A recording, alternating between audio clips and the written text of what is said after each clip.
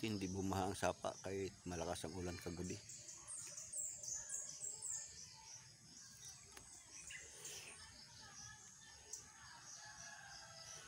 Sobrang lakas ng ulan kagabi mga lods.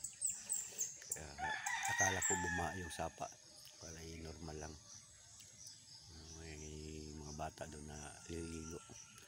Ginagawa nilang swimming pool tong lugar nito mga lods.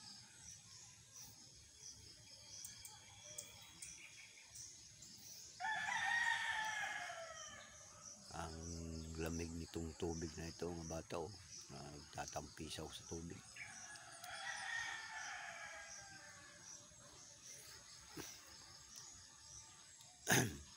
Ganitong tanawin dito sa aming lodge. Kaya kung nalulungkot ka, pumunta ka lang dito, papasyal-pasyal ka, video.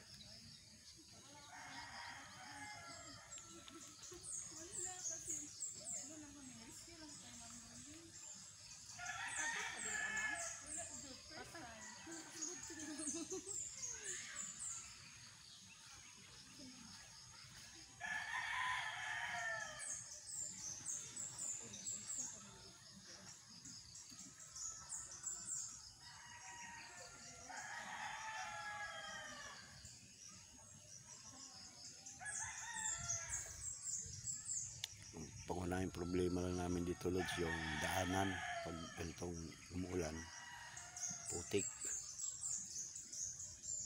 Dahil hindi pa nga gaanong develop tong aming village na ito. Pero ang mga tanawin lods, talagang masasabi mong probinsya. Pero ito mga lods, sakop pa ito ng Davao City.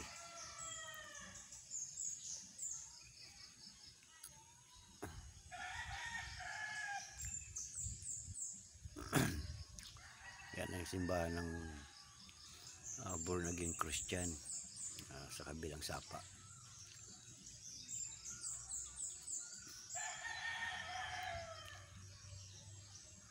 Ito naman lods, papunta naman ito ng Upper Ilang doon sa tulay.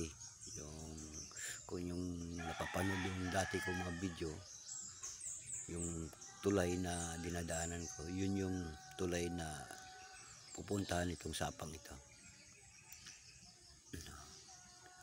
Ang aliwalas load, talagang sarap tingnan dahil para kang nasa forest talaga. Pero ito'y